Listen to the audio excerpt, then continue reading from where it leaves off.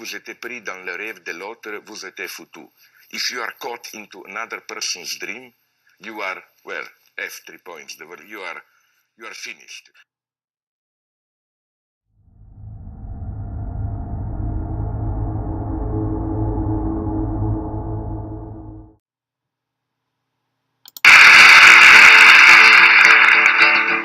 I'll let you be in my dream if I can be in your dream. I said that.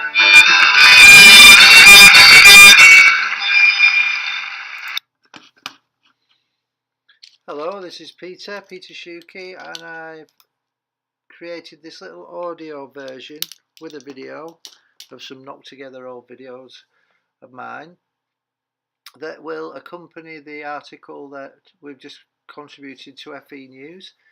I opened up there with Gilles Deleuze. If you're caught in the dream of the other, then you're in some kind of trouble.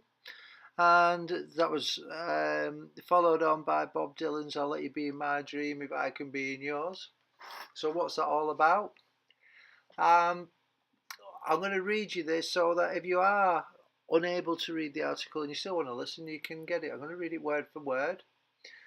So dreams of a better world for you and me, for the community around us, for the world in general, have long been part of the enticement to education. Yet Deleuze's warning also rings clear if we take it in relation to adult, further and higher education. Whose dream are we talking about if all the directions we are taking are based on the state, the economy and a narrowing of what is included in, and ultimately who decides? I don't think they're strange things. I don't think they're strange to us at least.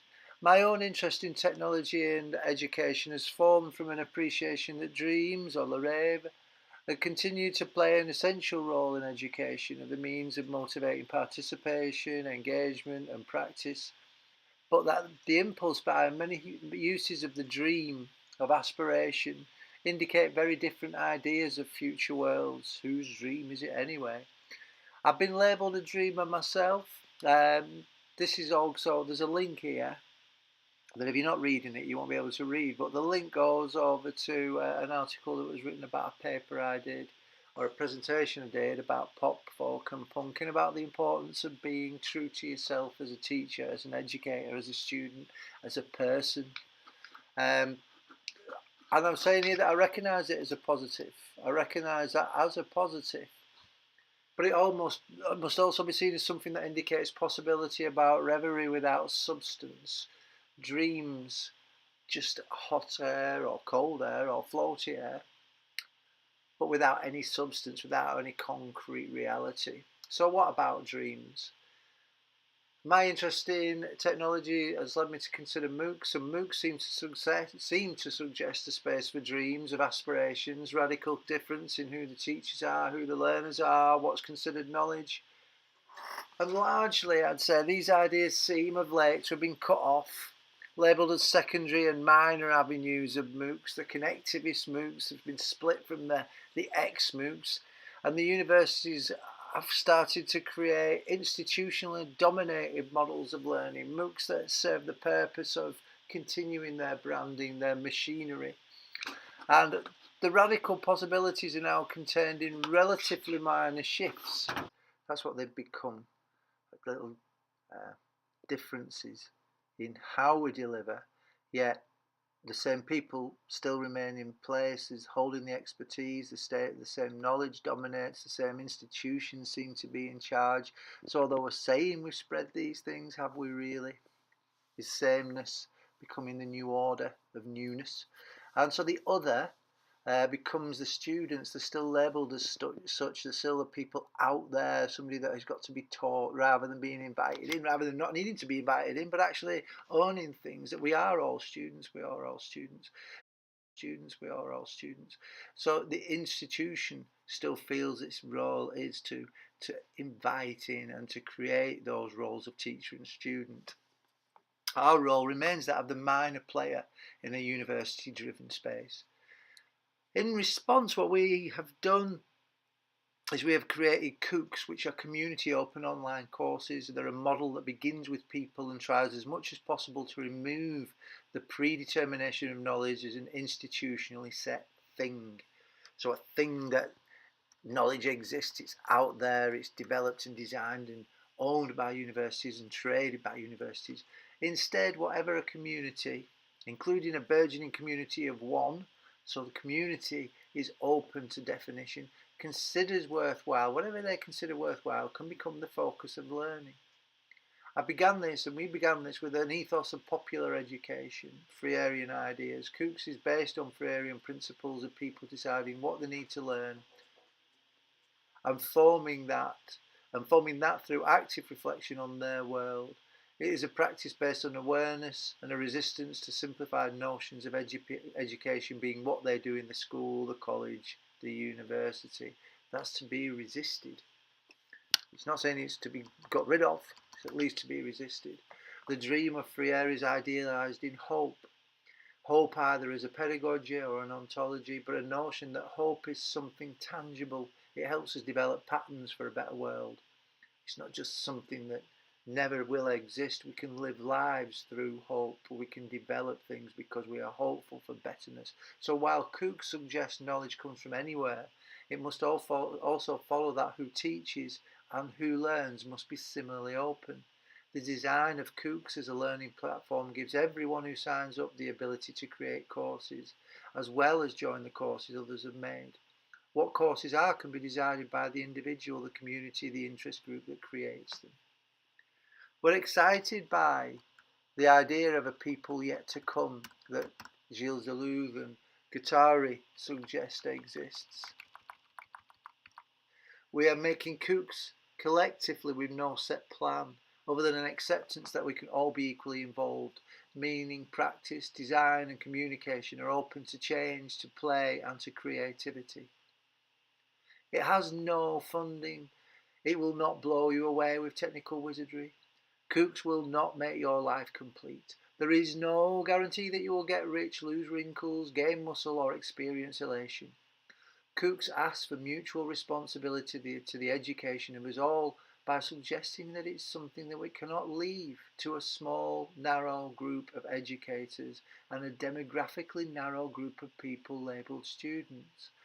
Just getting rid of those, even in this space, whether it dominates elsewhere, is such a positive, powerful way of developing what we mean by learning, what we mean by education.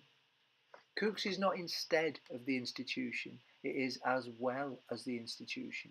The development of COOCs is only part of a wider approach to education, and the following is going to be something of a list, but each of those are like little points. I've taken a little of an idea from this, from Guy Debord's Society of the Spectacle. I think short, punchy statements perhaps do better than long prose. So learning in the model of COOCs might be not yet complete, and we're all part of deciding what is going to be created. Learning might also be based on a blend of production and consumption. We may need to take stuff in to learn, but the idea has got to be to produce and produce learning for others, become part of that network. It's based on an idea that teachers and students are interchangeable, transcendent terms. Institutions are only ever a part of the answer, not ever the whole thing. Learning could be and should be equal and inclusive by design, not by some radical notion that non-institutional is rich and diverse, and it's exotic and it's other and it's outside. Non-institutional is us when we're not in the institution, and that must be granted acceptance, and it must move away from an expert-driven centre. Critically engaging spaces that question not only how things are taught, but who is teaching must be the norm. What is being taught and why those choices are being made must become part of learning, not just something that we're expecting to become compliant with and just understand and go along with. Learning should be deep and responsive to context rather than based purely in institutional models of deep learning that prioritise a narrow set of skills and knowledge. The exact opposite, I have heard it said that COOCs would only be used for hobbies and interests and small, shallow learning, casual learning, as if that what happens in institutions is the only place that you can develop depth of knowledge, depth of concern, depth of network. Not true. Learning can be transformative in real and lived ways, and not only in safe pedagogical transformation of techniques and practices that remain rooted in existing hierarchies. If we are going to transform means institutional change, it means societal change, it means working towards better, safer judgments and social justice. Collaborative, allowing for a synergy between community and institution, between our lived lives and our formal learning lives, that helps develop both of those approaches to education and to learning. Learning should also be, at least in part, free, not only in no cost, but also in not seeking markets, that the learning that we do that we're already paying for should not already be defined by an ever-increasing influence of the market and the economy and of employability. They may be important, but they are not the only things. And who's to say what that market's going to be in the future anyway? They should be free of external predetermined codes of practice, free of expected outcomes, and free of choice in, when and how we participate. We should be able to generate a space that offers an alternative to the institution, that can work alongside the essential public funded spaces to involve everyone on their own terms.